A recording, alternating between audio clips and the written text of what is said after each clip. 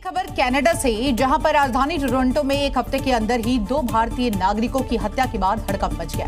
देखिए, पहली हत्या 30 साल की भारतीय महिला हिमांशी खुराना की हुई, जबकि दूसरी हत्या 20 साल के मेडिकल स्टूडेंट की हुई है।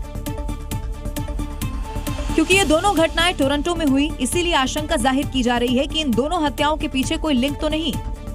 दरअसल यहाँ 23 दिसंबर को 20 साल के भारतीय स्टूडेंट शिवांक अवस्थी को यूनिवर्सिटी ऑफ टोरंटो में लाइफ साइंसेज में पीएचडी वो कर रहे थे, जिनकी गोली मारकर हत्या कर दी गई। जब तक पुलिस मौके पर पहुंचती, हमलावर यहाँ से भाग गया था। ऐसी एक घटना 19 दिसंबर को हुई, जहां 30 साल की हिमांशी खुराना की टोरंटो में हत्या कर दी गई। भले ही पुलिस इन दोनों हत्याओं को अलग अलग तरीके से देख रही हो, लेकिन एक हफ्ते में 2 भारतीयों की हत्या से शक गहरा रहा है। लेकिन टोरंटो पुलिस ने साफ कर दिया है कि दोनों मामलों के बीच कोई संबंध नहीं है और ये अलग अलग घटनाएं हैं। वहीं भारतीय छात्रों और समुदाय में विदेश में सुरक्षा को लेकर चिंता बढ़ गई है। हालांकि कॉन्सुलेट जनरल ऑफ इंडिया ने बयान जारी कर इस हमले की निंदा की और इस पूरे मामले में नजर बनाए हुए हैं। और अब बात करते हैं उत्तर प्रदेश पुलिस की, जहां अपराधियों के खिलाफ ऑपरेशन लंगड़ा लगातार जारी है। अब टारगेट पर साइबर गैंग है, जो कि प्रदेश में लगातार लोगों को अपना शिकार बना रहा है। उसके खिलाफ पुलिस ने पीतल वाला ऑपरेशन लॉन्च कर दिया है। मथुरा का ये 25,000 का इनामी कैफ है, जिसने कई साइबर ठगी को अंजाम दिया, लेकिन अब पैरों पर चलने लायक नहीं है। आरोपी को चलने के लिए पुलिस के कंधों का सहारा लेना पड़ रहा है। आरोपी इतना शातिर था कि देवसेरस के जंगलों में छिपकर फर्जी सिम के जरिए देश के कई राज्यों के लोगों को निशाना बनाता था। आरोपी नकली अधिकारी और परिचित बनकर वारदात को अंजाम देता था, लेकिन अब योगी फोर्स ने इसका पीतल वाला इलाज कर दिया है। उसकी घेरा गोटाबंदी की गई तो उसने तुरंत पुलिस पार्टी को देखकर फायरिंग शुरू कर दी। पुलिस ने भी जवाबी आत्मरक्षात्मक फायरिंग की, जिसके क्रम में उसके पैर में गोली लगी। योगी फोर्स का ये एक्शन लगातार जारी है।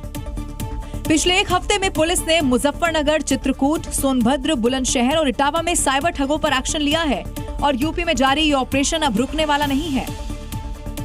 वहीं यूपी में पुलिस और प्रशासन घुसपैठ पर जीरो टॉलरेंस की नीति के तहत काम कर रहा है। फिर चाहे दिन हो या फिर रात, पुलिस लगातार तलाशी अभियान चला रही है। और ऐसे ही एक ड्राइव यूपी के सहारनपुर में चलाई गई, जहां पर पुलिस ने लोगों के कागज चेक किए। एक भी अवैध बांग्लादेशी नहीं बचेगा, एक भी रोहिंग्या नहीं बचेगा, क्योंकि पुलिस सतर्क है और संदेश एकदम सख्त। अगर यहाँ के नागरिक नहीं हो या फिर अवैध तरीके से रह रहे हो तो यूपी छोड़ना होगा। यहाँ पर इस इलाके में जो संदिग्ध लोग रह रहे हैं, उनके तलाश में जो योगी सरकार की छापेमारी की नीति है और संदिग्ध लोगों को पकड़ने की। पुलिस ने अपने इस अभियान के दौरान उन जगहों की तलाशी ली जहाँ झुग्गी झोपड़ियाँ हैं या फिर खाली प्लॉट, जहाँ पर कुछ लोगों ने अस्थायी झोपड़ियाँ बना ली है। पुलिस ने इस दौरान खलासी लाइन इलाके में मौजूद हर शख्स की तलाशी ली। यहाँ रहने वाले लोगों के Aadhaar card, voter ID card check किए गए और जो कोई कागजात नहीं दिखा पाया, उनके बारे में पूरी जानकारी इकट्ठा की गई। उत्तराखंड में लैंड जिहाद को लेकर मुख्यमंत्री पुष्कर सिंह धामी ने बड़ा बयान दिया है। विंटर कार्निवल के लिए नैनीताल पहुंचे सीएम धामी ने कहा कि देवभूमि में किसी भी तरह की भूमि पर अवैध कब्जे की साजिश बिल्कुल बर्दाश्त नहीं की जाएगी। प्रदेश की सरकार का कहना है कि ये सिर्फ एक सुरक्षा के लिए उठाया गया कदम नहीं है, बल्कि देवभूमि की सांस्कृतिक और धार्मिक पहचान को सुरक्षित रखने का भी प्रयास है। मुख्यमंत्री ने कहा कि कुछ लोग प्लान्ड लैंड जिहाद के जरिए हमारी जमीनों पर कब्जा करने की साजिश कर रहे हैं।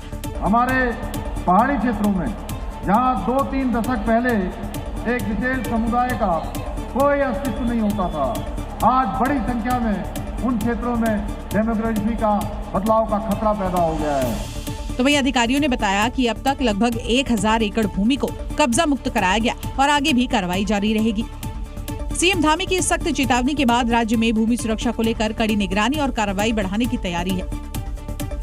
तो इस साल में आपको बता दें, लगातार अपराध की दुनिया में एक बड़ा नाम बन चुके गैंगस्टर फिरोज खान के खिलाफ योगी फोर्स ने तगड़ा प्रहार कर दिया है। उसके 30 करोड़ रुपए की संपत्ति को कुर्क कर दिया गया है। फिरोज खान ने हत्या, दुष्कर्म और रंगदारी जैसी घटनाओं को अंजाम देकर पूरे इलाके में दहशत फैला रखी थी। पुलिस और प्रशासन की टीम ढोल नगाड़ों के साथ गैंगस्टर फिरोज खान के यहाँ पहुंची। योगी फोर्स ने फिरोज खान पर बड़ा प्रहार किया ताकि उसकी 14 संपत्तियों को अटैच किया जा सके। इसकी कीमत 30 करोड़ के करीब है। गैंगस्टर फिरोज की संपत्ति पर पुलिस ने पोस्टर नहीं बल्कि कुर्की के बड़े बड़े बोर्ड भी लगाए, उसकी बर्बादी की अनाउंसमेंट की।